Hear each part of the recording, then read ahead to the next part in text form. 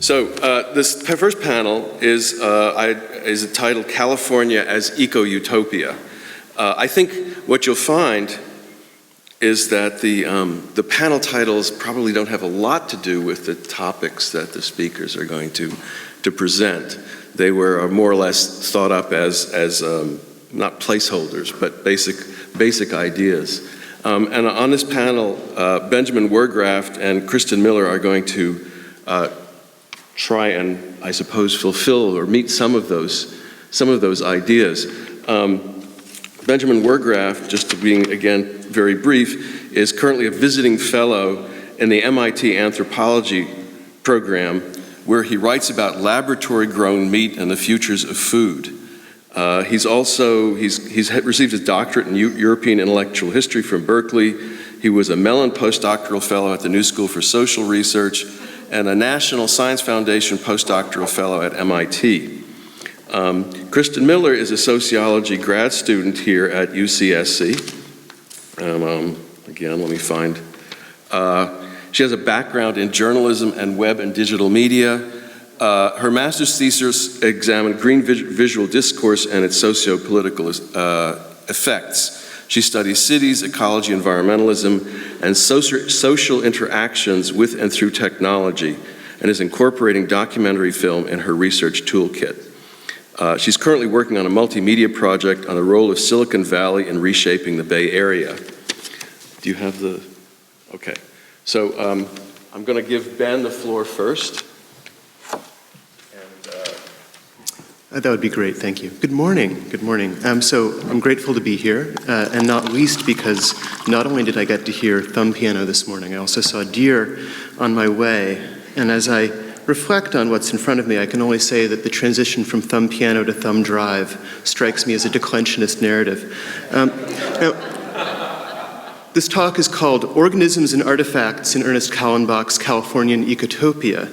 And I'll begin. There have been many efforts to map California's encounter with futurism, efforts to historicize Golden State visions of utopia and dystopia, boom and bust.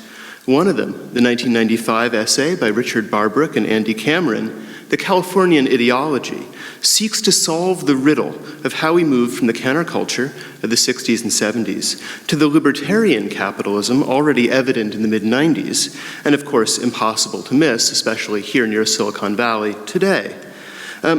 Barbrook and Cameron mention Callenbach's Ecotopia in passing.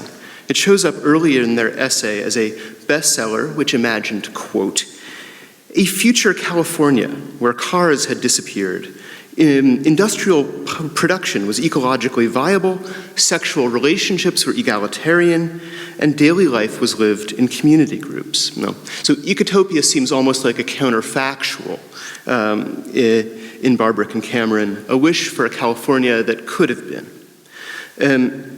This way of seeing Ecotopia may be attractive from my own early 21st century standpoint, especially if I locate myself in San Francisco, where a market street planted over with trees, without astronomical rents or a sharing economy that undermines our capacity to form communities, seems much better than what we've got. And I'm reminded of Frederick Jameson's remark that science fiction represents the salvational dimension of counterfactual thinking, and of Jameson's refusal to denigrate utopianism or to exclude its most science-fictional manifestations from literary analysis. But instead of examining Ecotopia as a counterfactual, I want to ask in what ways Callenbach's Ecotopia is still good to think in 2015. How is this novel, self-consciously presented as part of the genre of utopian literature, rather than as a work of futurist writing or science fiction per se, useful for understanding our contemporary tangles with that conceptual formation, the future? The answer is not that Ecotopia can set norms for us. A better answer lies in Ecotopia's engagements with sustainability and materiality, and in the way early 20th century futurism acknowledges that those problems never went away despite decades of visions of digital rather than material futures. This answer cashes out, you might say, in an insistence that futurists engage with the problems of the Anthropocene instead of telling stories about technological cornucopias of one shape or form. Now, just as important, though, and more important to scholars of futurism, I suggest, is something that we encounter on the way to that better answer. And these are two governing concepts, the organic and the artifactual, or the grown and the made, which Hans Blumenberg understood as the governing conceptual formations of modern Western intellectual history. As he put it, quote, "The sum of modern intellectual history, the sum of modern intellectual history constitutes the antagonism between the mechanical and the organic, art and nature, the will to form and the givenness of forms, between labor and rest." Now, I suggest that both Ecotopia and some strains of contemporary futurist thought reflect a deep ambivalence about those categories and stage new versions of the very conflict that Blumenberg there describes. In this talk, I'm going to examine Ecotopia as a civilizational fantasy, a core sample of Californian and more specifically Bay Arean thinking about the future. And I'll conclude by using Ecotopia to help me understand my own recent ethnographic work with a group of future-oriented actors in California and elsewhere. My interlocutors in this fieldwork are scientists, biotech entrepreneurs, futures consultants, and activists who hope to use cell culture and tissue engineering techniques to produce what they call a post-animal bioeconomy. Now that's weird, so I'm going to say it again. A post-animal bioeconomy, replacing our environmentally harmful and morally compromising animal agriculture infrastructure with something more sustainable in both ecological and ethical terms. Now, their own fantasies are, I think, obviously, in some senses, the opposite of Callenbach's. If Callenbach attacks the anthropocentrism of the modern industrial West, celebrating what Arthur Lovejoy might call the ethics of the middle link, that is, the tasks of humans who are situated somewhere on the chain of being between viruses and angels, right? My interlocutor's project is frankly anthropocentric, an effort to reimagine our relationship with nature from the standpoint of our needs. My interlocutors would place food production at an even greater removal from land, soil, and non-human nature than it already is. And yet they too are ecologically minded, and in their utopianism, they're arguably Callenbach's distant relatives. If Ecotopia was written at a time when the language of spaceship Earth had attained widespread circulation, it's telling that some 30 years later, the first laboratory-grown meat experiments were funded by NASA, which hoped for a food supply system for long voyages to Mars. So Ecotopia is a civilizational fantasy, one of a wide variety of such fantasies produced by and in the wake of the counterculture of the 60s and early 70s. Callenbach himself called it a thought experiment, which occasioned a fresh education for him. And a brief tour of the ideas mentioned in the book tells us much about what came within his reach: solid-state recycling, systems theory, and biology rather than physics as a grounding metaphor for civilization. For my purposes today, it's enough to note the book's reliance on a style of thinking very popular in some of the writings of the counterculture. Writings Fred Turner surveys in his examination of the Whole Earth Catalog and traces to Buckminster Fuller, to Norbert Wiener, to Gregory Bateson, and others. You could call this style legitimacy exchange or transfer. For example, Wiener's cybernetics rested on the notion that certain concepts, such as homeostasis, taken from biology, would transfer relatively easily to social science.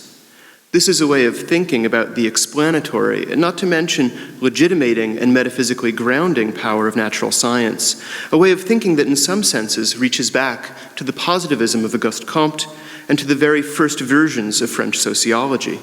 And this is also a way of thinking that in the last 40 years of work in science studies, much of which troubles the idea of the cross-realm transfer of insights, leads us to question.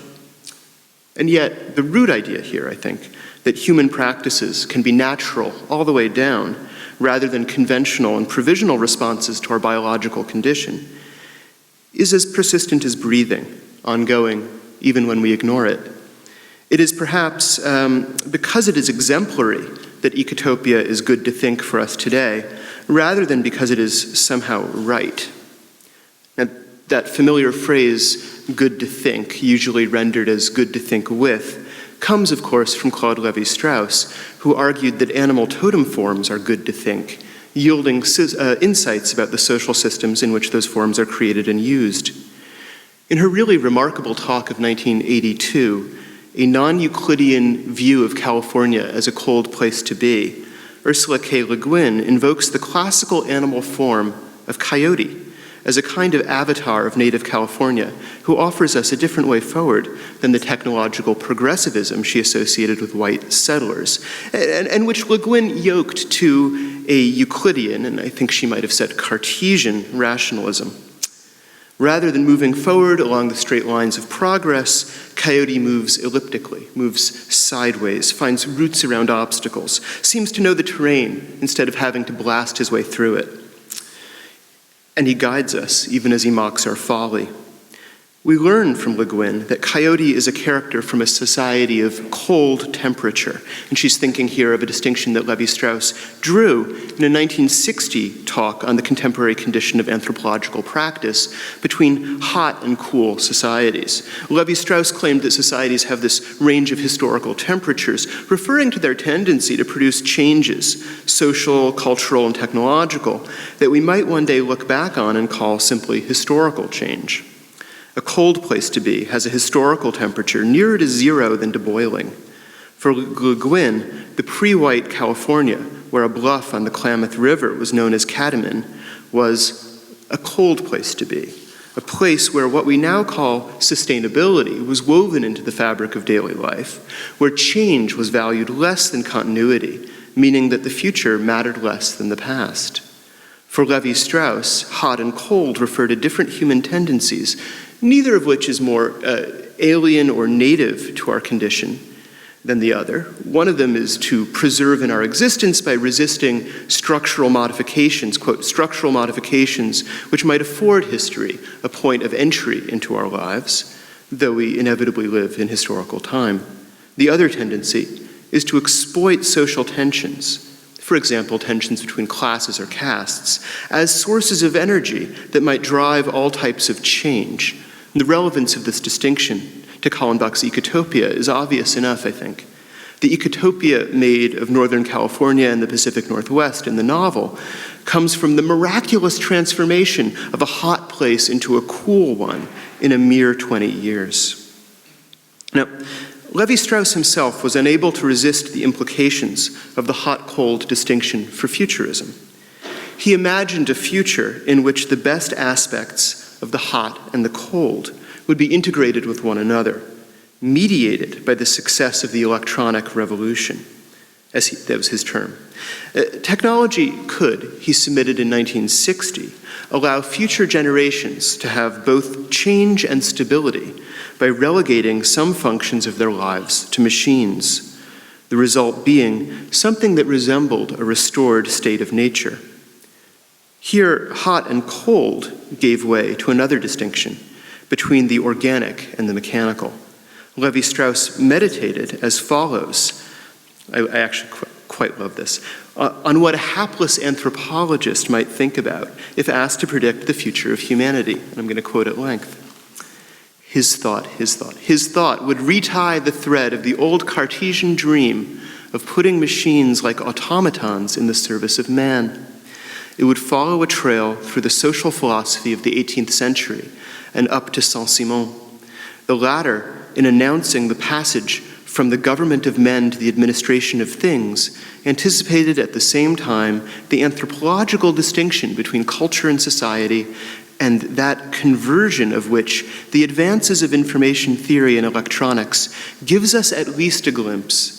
The conversion of a type of civilization which inaugurated historical development at the price of the transformation of men into machines into an ideal civilization which could succeed in turning machines into men.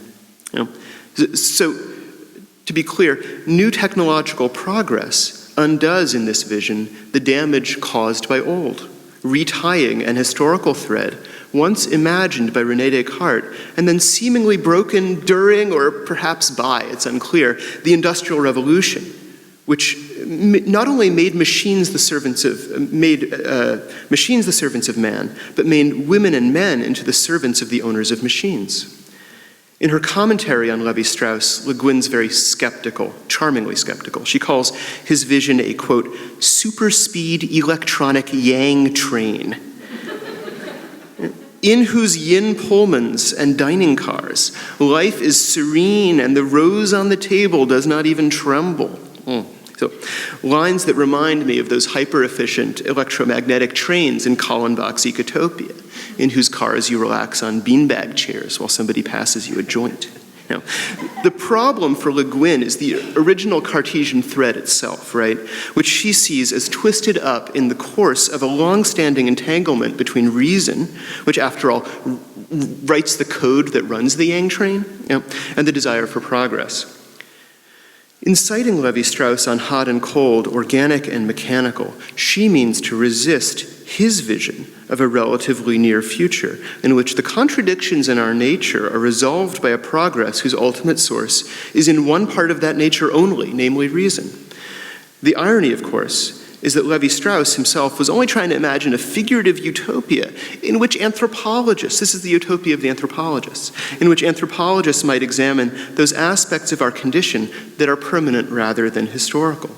The utopia of a certain generation of anthropologists, I should add. The taming of the hot, we might say, in both Lévi-Strauss's vision and in Callenbach's, allows the rebirth of the cool.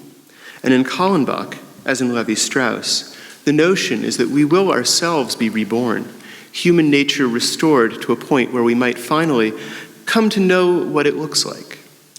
And here we confront another vision in which a form of permanent nature is asked to ground technoculture, with the promise that technoculture might someday set nature free.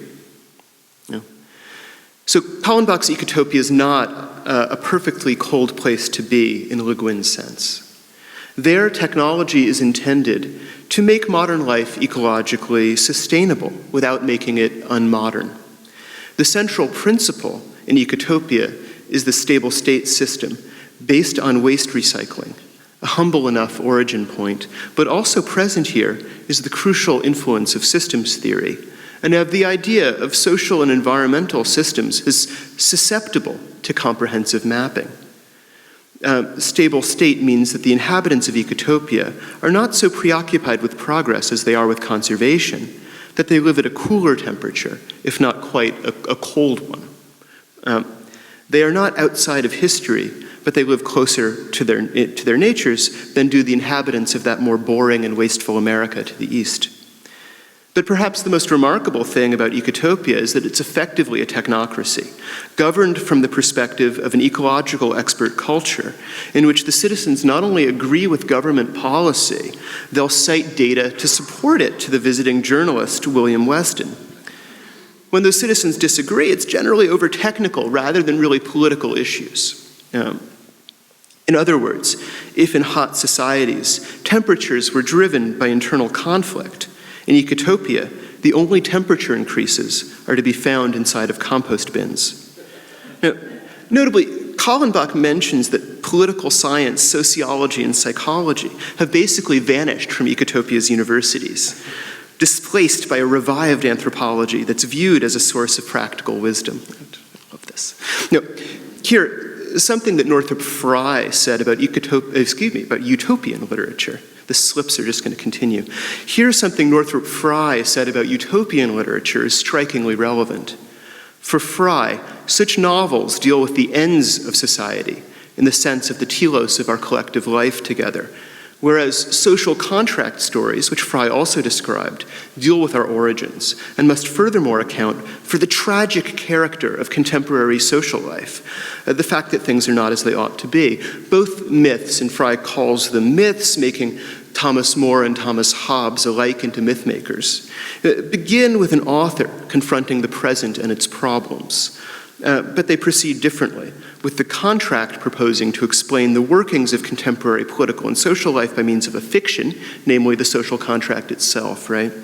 And the Utopia projecting the author's sense of the normative onto some future point on the timeline.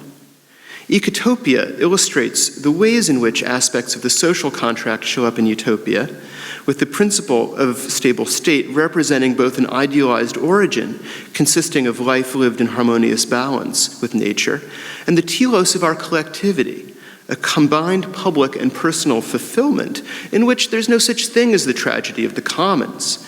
It's not just that in Ecotopia we live our lives in common, but there's a striking, if not universal, level of agreement about the purpose and the contours of that collective life. It's a world of consensus, and seemingly a world without the alienations that run, say, through the counterpart New York where William Weston lives.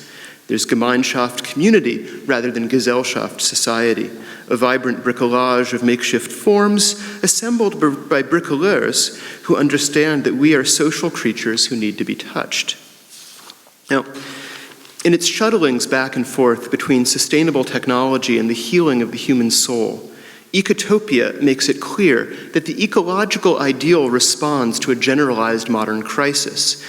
The effort to make modern life sustainable is bound up with worries not only about pollution, but about what it means to build, to try to improve, and to remake the world in the shape of our needs. Hans Blumenberg, in his essay, Imitation of Nature, reminds us that Aristotle's original understanding of techne was that art is that which either imitates natural processes or completes a process that nature begins but cannot complete, and said understanding of human creation.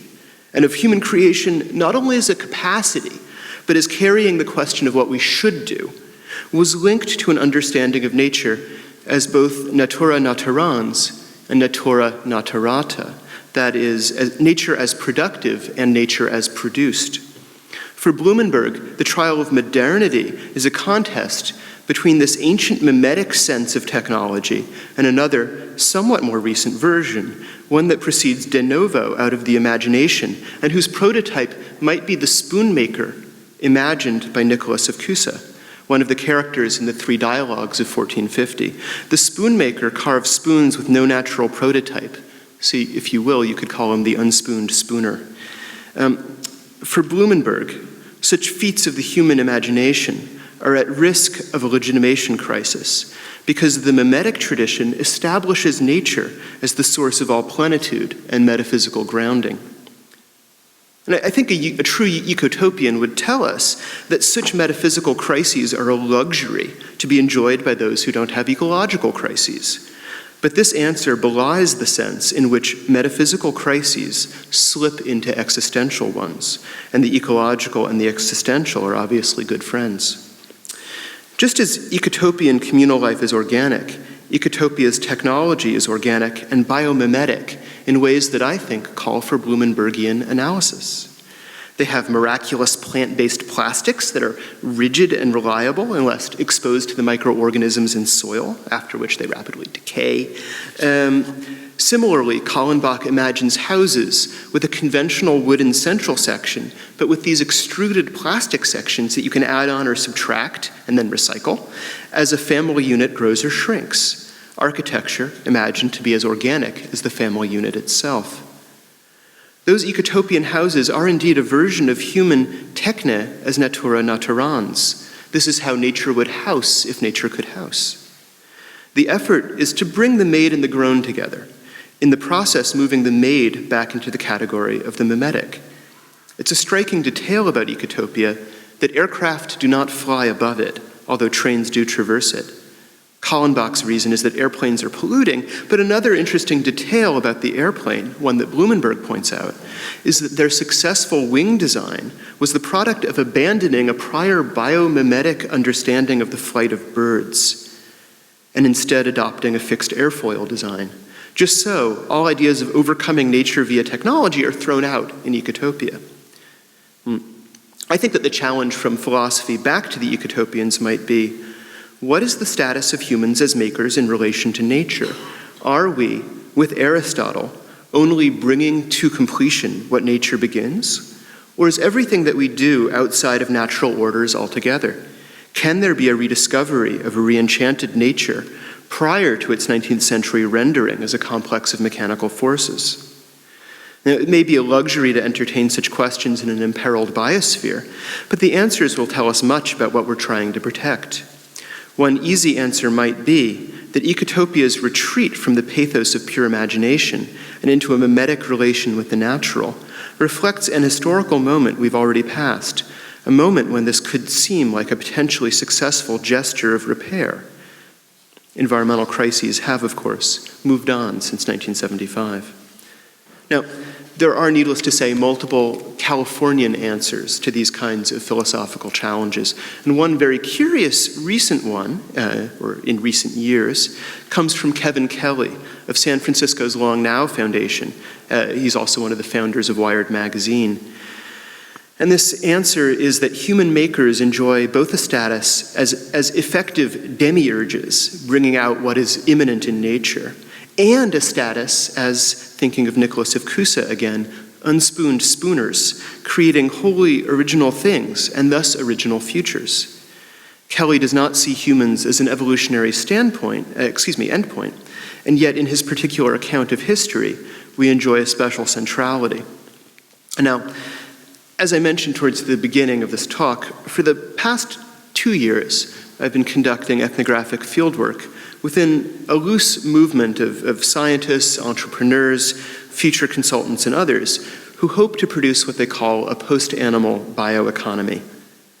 While much of the science is done in the Netherlands and in the UK, much of the money thus far has come from Silicon Valley, and in particular from donors who made their money on the internet within the last 15 years. What's fascinating about this dynamic is that you have these people who made their money in the digital now becoming, in their giving years, deeply concerned with the somatic.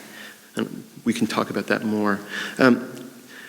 I'll say now a bit more about my interlocutors because they resolve the predicament of human self-assertion in the other direction from the ecotopians.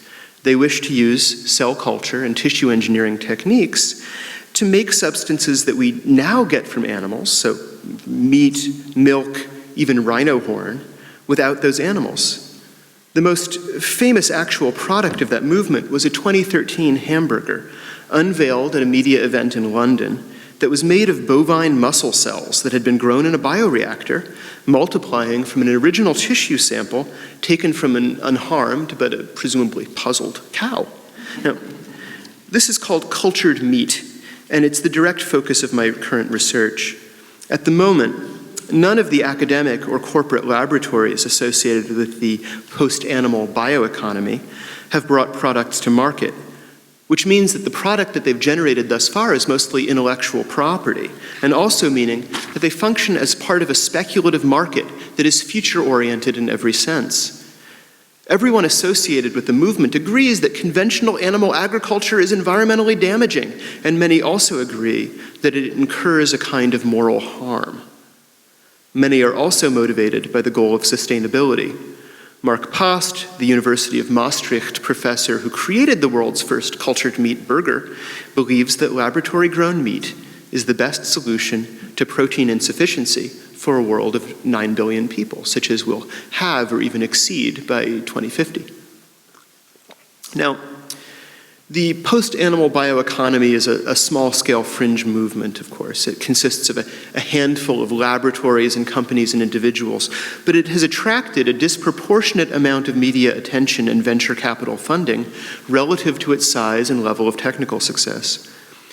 One feature of these biotech futurists that cannot be ignored is their combination of ecological rhetoric and faith in technology as a tool for environmental protection.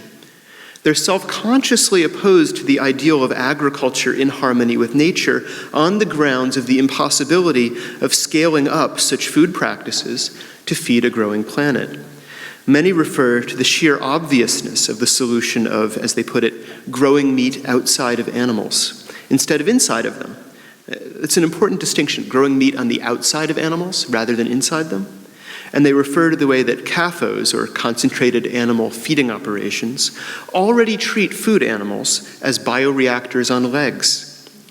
Simply put, to imagine a post-animal bioeconomy requires abandoning any idea of the sanctity of an unmodified and underdetermined nature in food production. Conversely, it demands we embrace and celebrate the historical industrial churn in agriculture as a necessity for building the kind of civilization we indeed live within. The advocates of cultured meat do imagine a form of ecotopia, albeit one in which production has been pacified, not by a system of recycling and the tuning down of human consumption, not by embracing being poorer, right, but by producing more and more in ways that are less and less damaging to our environment and our morals. Now, I think it's somewhat obvious that one critical response to the advocates of cultured meat is that their vision of utopia is hostage to the social form of capitalism, and that their cornucopianism and their techno-optimism is thus likely to be haunted by a specter called Malthusianism. And those with an interest in utopian and dystopian literature may feel the impulse to reach for Margaret Atwood's Oryx and Crake, or Frederick Pohl's important science fiction as social satire, The Space Merchants, in which synthetic forms of meat signal dystopia, not utopia. And yet against such criticisms, I might respond that cultured meat is at least an attempted solution, one that represents to its advocates moral possibilities and genuine hope. Furthermore, it offers not only a means by which to cast in relief the real problems of the existing animal agriculture system, and here we have capitalist utopia performing a surprising function as a critique of capitalist practice, an effort to get more people to feel the climate of crisis that can generate utopian words and deeds, but also a case in which the lines between organism and artifact are being redrawn. In fact, cultured meat research does not fully resolve the dilemma of technological self-assertion that Hans Blumenberg described, any more than Ecotopia represents a perfectly cold Californian place to be. The scientists who labor to refine this technology describe themselves as allowing cells to organize themselves, as exploiting the native potentiality of stem cells. Those cells desire, as it were, to do their work. Despite the complex and expensive apparatus of the laboratory, they still present themselves as engaged with natura naturans. Their effort to build a biotechnological future does not, in fact, according to them, render nature as pure standing reserve or material for anthropocentric invention. And now I'm gonna conclude. One challenge of a boom and bust state like California might be articulated as follows. Now, to find a habitable present in the midst of the flux of futurity without fully losing sight of the receding past. Now, towards the beginnings of her aforementioned essay, A Non-Euclidean View of California as a Cold Place to Be, Le Guin invokes Milan Kundera's observation that professed interest in the future is dishonest. It's crap. It's really interest in controlling the past. Le Guin's point is that in the case of California's local history, a futuristic culture, a future-oriented culture, has replaced one oriented towards a traditional past, namely the natives whom the whites pushed out. Discovery, like invention, we would have to now say, disruption, is a mode of forgetting, whether one takes growth or making as the master metaphor for thinking about the future. Now, thankfully, this is not the only thing that utopias or futurisms can do for us. Le Guin's absolutely right, quite correct to remind us that visions of the future, whether they're those of Ecotopia or of contemporary Silicon Valley, have private functions and purposes in addition to their public ones. Private ones that they may be unaware of, and politics runs through all of this, of course. But, as Frederick Jameson points out, literary genres that shift us in time away from our own, and the genre of historical fiction or that of science fiction and that of utopia, can all be understood as efforts to experience the present anew. They can be understood as efforts to experience the present anew via a kind of chronological redirection. My own hope is that by recognizing what is ideological within utopianisms, we can recover their ability to provide critical purchase on present practice, freeing us from being fully beholden to either side of Northrop Frye's dyad, the myth of telos in Utopia, or the myth of origin in the social contract, the myth of artifice and the myth of nature. Thanks so much.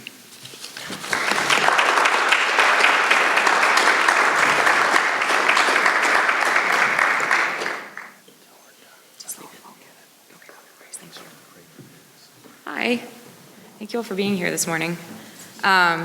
It's interesting that Benjamin began by discussing projects that map Utopia and Dystopia in the terrain of California, because one of those is in fact mine.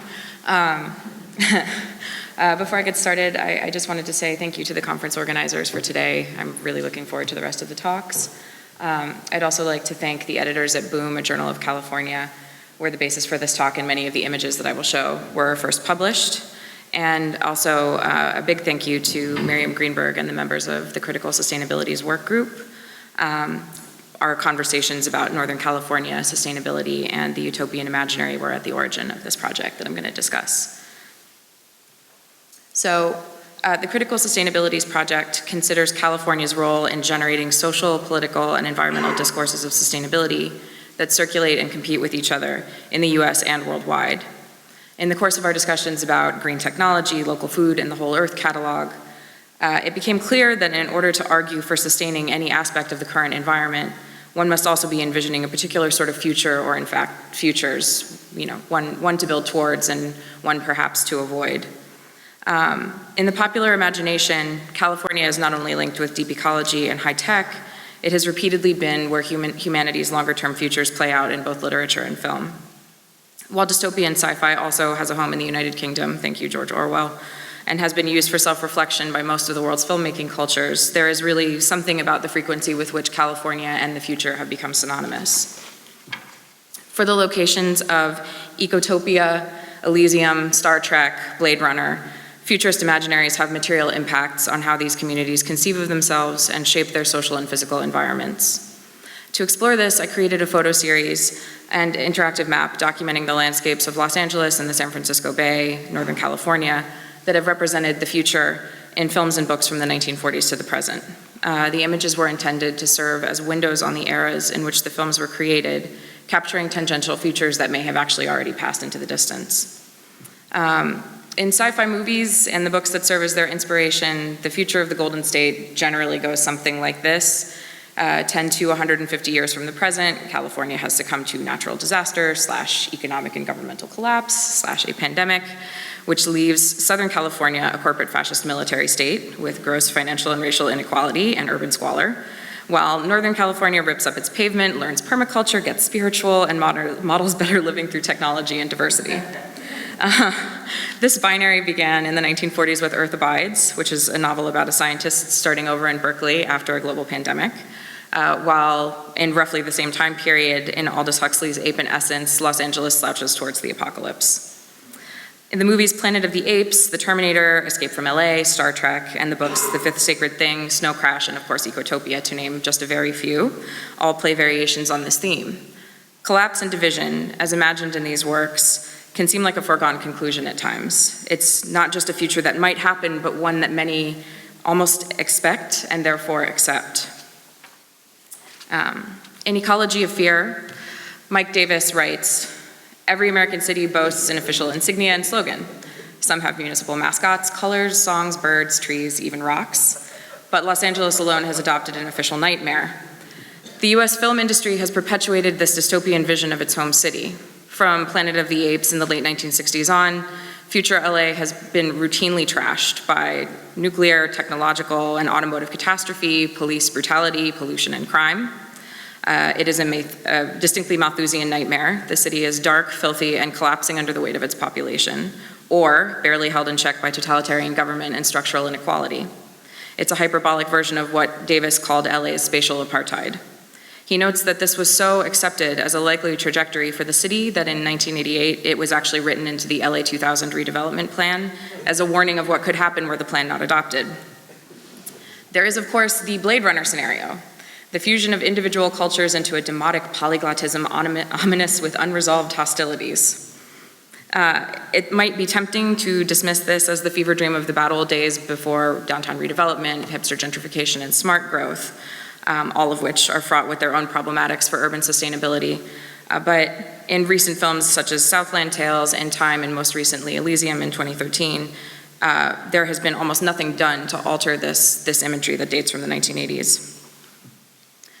Northern California as Utopia, on the other hand, and as the very title of this conference suggests, is very closely linked to the countercultural movements of the 60s.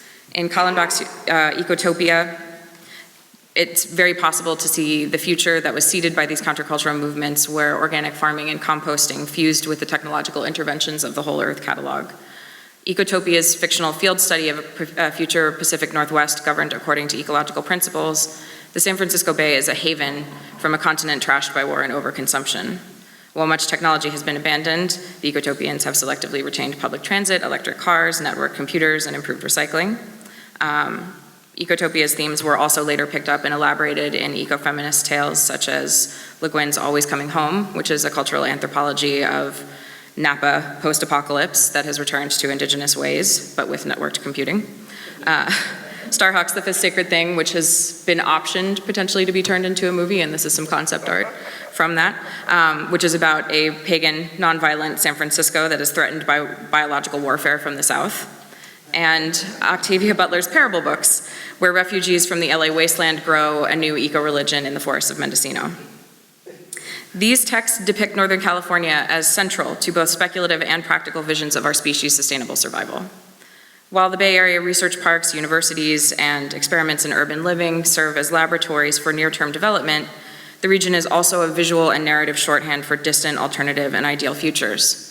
Say Ecotopia to an outsider, of whom I was once one, and the odds are good that the Bay's hills, LEED certified architecture, and redwoods will spring immediately to mind.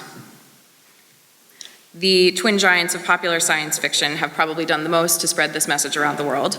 Star Trek and Star Wars have both used Northern California as a location for the headquarters of the very decidedly utopian United Federation of the Planets in the Star Trek universe, and as the site of the water and forest planets of the Star Wars galaxy, which are essentially off-world colonies of Gaia theory.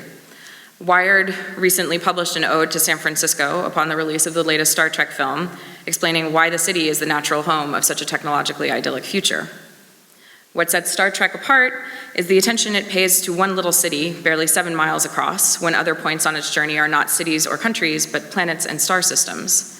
And it's a city whose culture of curiosity, craftsmanship, and tolerance have left an indelible mark on one of the world's most successful sci-fi franchises. I think it's very easy to see the DNA of Ecotopia in this statement.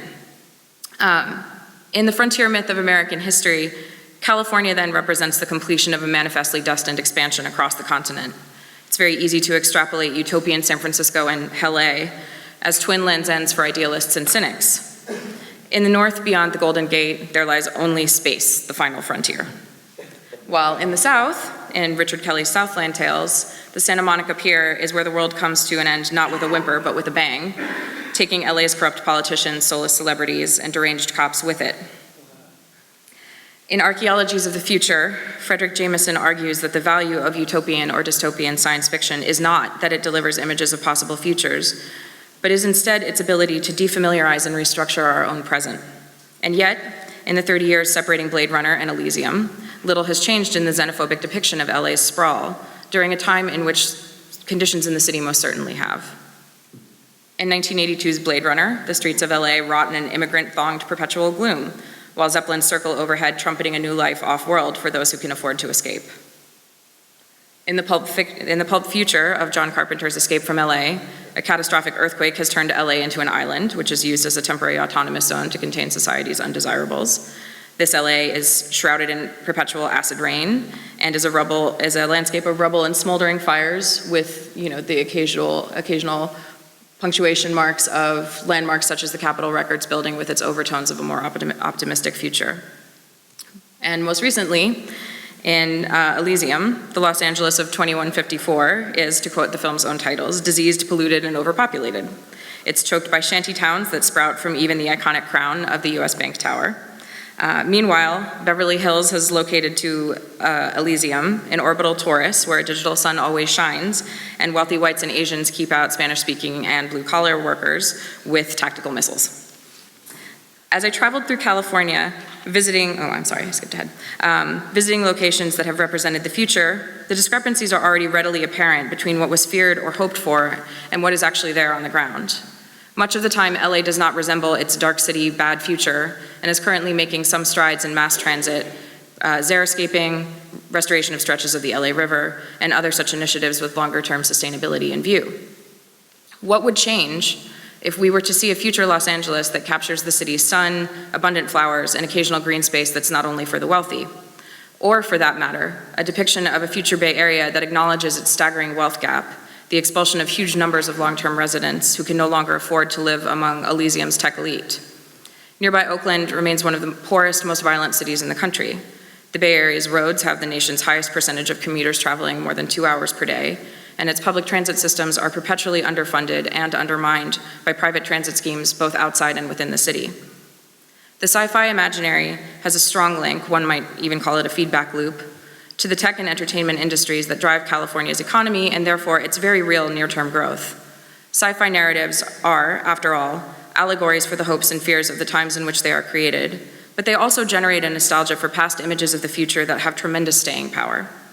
On the day that I photographed the Bradbury building, which was depicted very memorably in Blade Runner as a sodden, wrecked hulk of a building, it was sunny and beautiful, and the only other people present were fans of the film looking for traces of the film's elegantly distressed future.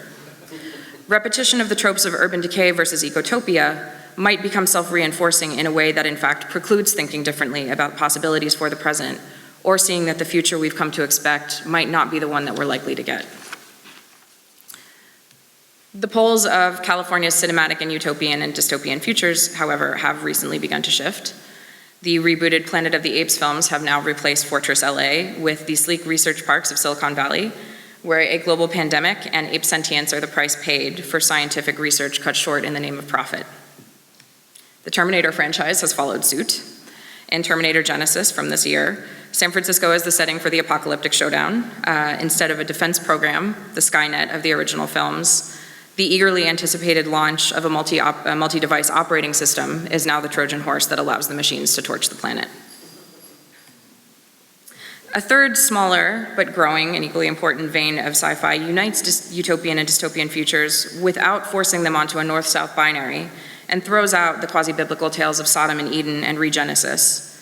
More importantly, these narratives open up possibilities of multiple avenues for defamiliarizing the present. A number of works depict the North as a less apocalyptic false utopia. Films such as Gattaca, set in a near future where genetic testing and modification are cheaply available, speak to an unease with the growing influence of big data. In William Gibson's Bridge trilogy, San Francisco suffers the noir malaise of Blade Runner LA, here due to venture capitalism run amok. And as was mentioned last night in Kim Stanley Robinson's Pacific Edge, he posits an ecotopia-like future for Orange County, where the citizens use consensus politics and work at living sustainably even in the midst of drought. I'm particularly interested in Spike Jonze' Her, which uses near-future LA as the site where the AI reaches the singularity, not as any kind of catastrophic war game scenario, but as the digital girlfriend of a milquetoast professional letter writer, played by Joaquin Phoenix. LA's typical urban decay has been swapped here for a walkable, pastel-hued hive of polite cubicle workers, constructed of equal parts downtown LA and Shanghai's Pudong Nu area. You can see in the background here, that's not actually Los Angeles, that's Shanghai. Frank Gehry's monumental silver concert hall and other such showplace downtown architecture really blend seamlessly into this consumable, globalized landscape. Her's vision of the future plays on nostalgia for previous sci-fi imagery with its willfully vintage location and wardrobe choices. The costumes are basically a sea of polos and pleated khakis in a city void of urban threat but full of the latest gadgets. And yet, this business casual new urban city is completely disquieting in its blandness, and also in the isolation of its residents, who prefer the company of their devices even in the midst of the possibilities afforded by a huge metropolis. Here, Jonze has abandoned both the self-destructive and self-congratulatory visions already identified. In their place is an uneasy combination of the familiar and the odd that recalls Jameson and speaks to the socioeconomic shifts altering urban life in San Francisco, New York, London, Tokyo, and many other cities worldwide. It perhaps even implicates California in spreading its brand of futurism on a global scale, as the cheerful design of the film's sentient OS maps quite cleanly to current offerings out of Silicon Valley. You can see here, you can get the look of Samantha on your Android device right now. And these offerings, as we are frequently reminded, are designed in California. So where does this leave us? As Kim Stanley Robinson suggested in his keynote address, there's a need to expand the limits of our envisioning of the future and to untether it from just this one place in such a limited range of possibilities for how things travel forward from here. What about the rest of California, for example? This binary absolutely eclipses the central parts of the state and its most northern and southern extremes. And for that matter, what about the rest of the country and the rest of the world? As the world is globalized, visions of the future that the US has distributed internationally have remained quite parochial. We live in times that call for imagination in adapting to rapidly changing environmental and social conditions, and yet our visions of the future return again and again to the same familiar scenes of paradise and disaster. Sci-fi could perhaps be doing more to defamiliarize this present, as it is most certainly destabilizing us. Thank you.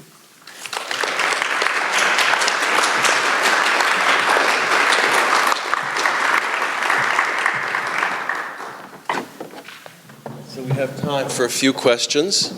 Are there comments or questions? Down here? Well, without the mic, speak up. The mic will arrive. If it's true that the World Health Organization, I think that was mentioned last night, was kind of a trap for you and your meat production. Maybe someone who knows about that could repeat it, or I'll just repeat what I heard, was that the World Health Organization, or some subsection of it, has said that we need to stop consuming meat. Is that correct? No, said that meat is a carcinogen. Carcinogen. Possibly carcinogen. Processed meat. In particular, red processed meat. And in so particular, let's be a bacon. little bit more precise about this. So, oh, hello, hi. So I want to understand the question a bit better. So you're saying, okay, so World Health Organization says this about red, and particularly red processed meat, and consumed in certain quantities, and cancer risk as opposed to direct causal link, right? So, but what's the question? Well, I don't know exactly, except that my mom's vegetarian in much the way that you said. She'll eat some chicken, but not any red meat. Okay. And I tend to be the same way. Sure.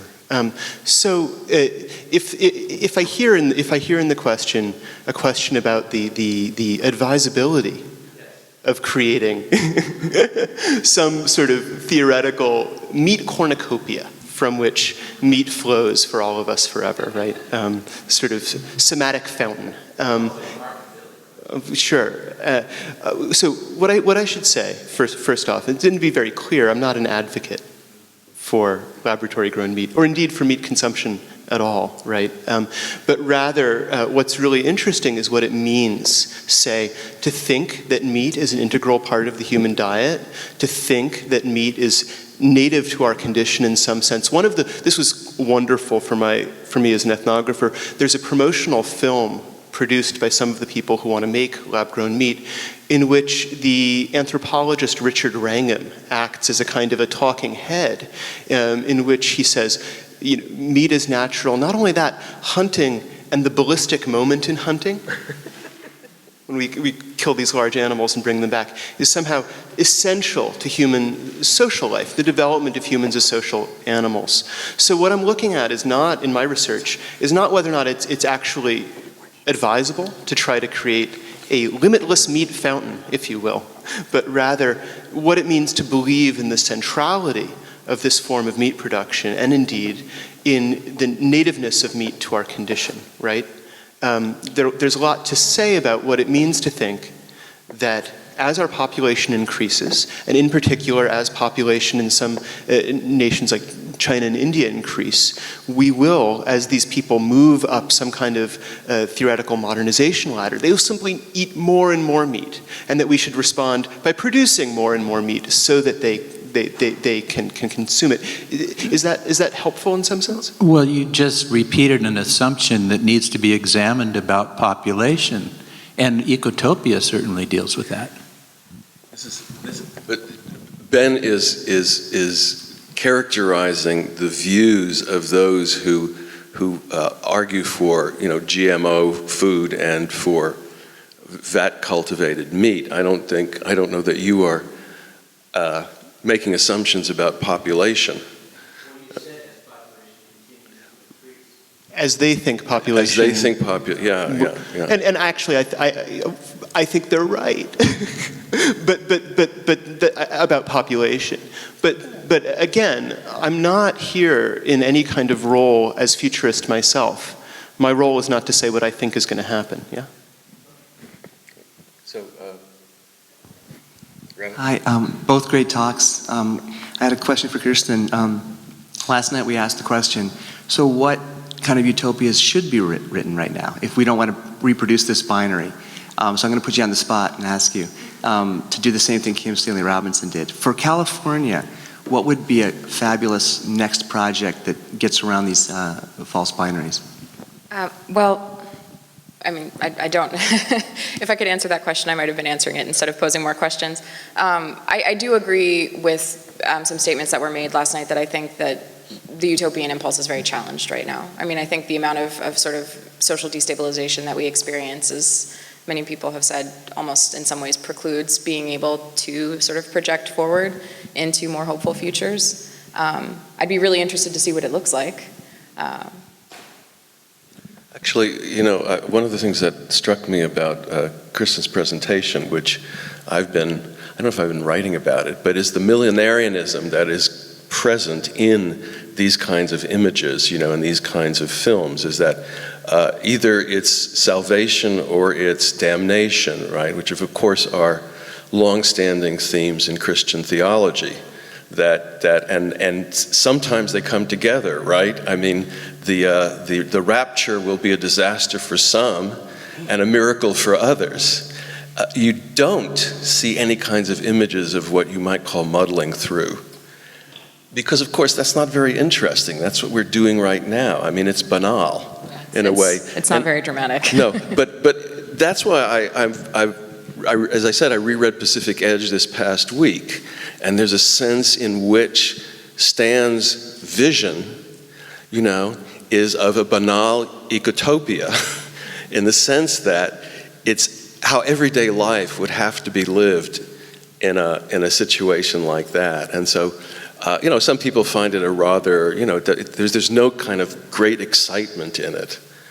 But I think I've come to think of it as one of the strengths. It gives us sort of, we don't have to worry about the catastrophes on the one hand, or the kind of technological fantasies on the other. This is this is sort of everyday life. I do think there's something in that idea, because it's fairly notable that The Fifth Sacred Thing, Ecotopia, Octavia Butler's books, none of them have been successfully transformed to film. And there might be something just about the very sort of hopefulness and the sort of lack of drama in a certain way that could have something to do with that. Andrew? Yeah. Oh, sure. Actually, I think this is a question for both of you, but certainly firstly for Kristin. I love that you went and looked at the material landscapes of which these images, refer to. When you went back and looked at these material places, could you just talk a little bit more about what surprised you and what alternative futures you envisage in going to the actual place? And then maybe also for the other speaker, when you linger in the material landscapes of Schmidt, right?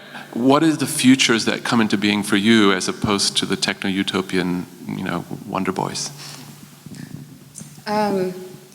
The photo series, which you saw a couple of excerpts from, was a much larger project, and there were a lot of other films and books that were included. I was sort of trying to capture this disjuncture between these places that at some point represented the future, but in many cases are now quite dated looking. One of the films that I rephotographed is this film from the 70s called Colossus, the Forbin Project, which was filmed at Berkeley Labs up in the Berkeley Hills. And at the time the film was made, it was the I guess it's the Science Museum. Yeah, is The Lawrence Hall of Science, yeah. It's this sort of concrete bunker, and when the movie was made, it was pristine, but now, like most concrete buildings of the Brutalist era, it's kind of aged and weathered, and it has this patina on it, and so it's sort of, you know, there's just this sort of marked sense of the passing of time. In many cases, you know, places that were put on film as sort of like dark and drab and, you know, acid rain and smog and all these kinds of things are like beautiful and sunny and green. The building that serves as Harrison Ford's apartment building in Blade Runner is actually the Ennis House, which is, I think, a Frank Lloyd Wright building that's up in the hills above Los Feliz. And it's just this absolutely majestic sort of Mayan temple looking building that's like, you know, blue skies and greenery all around it. But they transformed it into this very sort of cramped, tiny, dark space. So it was really jarring to see, you know, all of the places that they put matte paintings so that you couldn't see what was actually there. Kristin, was the whale at Lawrence Hall in the film? No. No, okay. Oh, that's disappointing. So, Yeah. I'm trying to understand the question. So, the question again was: so when I expose myself to the landscapes in which people imagine the production of, and I think the term you used was schmeat, if I heard you correctly. Yeah. Right. So, schmeat, vat meat, frankenmeat, etc. There are all these pejorative terms. So, those in the movement have adopted cultured meat. And almost as though you would take your bologna to the opera, which I think is delightful. To try to respond to this, the answer that immediately appears is that there's great indeterminacy regarding what will happen to farmland in the visions of those who want to produce this, right? And in the case of farms in the EU, where much farming is in a certain sense symbolic because so much of the food is imported and lots and lots and lots of farms are maintained because they produce either very high profit specialty items or simply because the EU hasn't figured out a way to de-farm land and hasn't found a way to agree to some kind of rewilding strategy, right? So I think that these spaces may, in a sense, remain deadlocked for a really long time if anybody actually managed to scale up laboratory-grown meat or other lab-grown animal products. By the way, I don't expect them to succeed, right? I don't think that they will. I think the technical hurdles to sort of getting meat right are actually substantial. And while I wish my colleagues in that movement every success because of my sort of personal loyalty to them as friends, it's very hard for me to believe in any of this actually working out. Yeah? Is it? Yeah. Just a couple of comments. The first one has to do with brutalism. I don't know if you've noticed the building next door, which is part of the sort of the music department. But it looks nothing so much as like one of the radars on the old Dew line, that it houses ballistic missile radar looking out over the Monterey Bay. It's a very sort of interesting thing. The other thing is that I was at Costco the other day and they're selling bison meat. And some of you have probably heard of the Buffalo Commons, which is this proposition that the best thing for the High Plains is to let them revert, you know, to stop the farming and the ranching and all this stuff and repopulate them with buffalo. You know, so I'm not, again, advocating for cultured meat, but just suggesting that that might be one possible future if this were to come to pass. I think we probably have time for one more question. How about Jim Clifford over here? Sorry. Thanks for those two talks. I wanted to bring back Coyote that Benjamin very aptly, through Ursula Le Guin, brought into our discussion. Coyote, the creature that doesn't go in a straight line forward but goes sideways or loops around, and the temporalities and the sense of possibility that a figure like Coyote brings into utopian thinking. And Kristin also, I was really glad that she mentioned Le Guin's Utopia, her own actual Utopia, written Utopia, Always Coming Home, which is, to my mind, one of the really great visions of a future California. What Le Guin brings into her work is the presence of native Californians.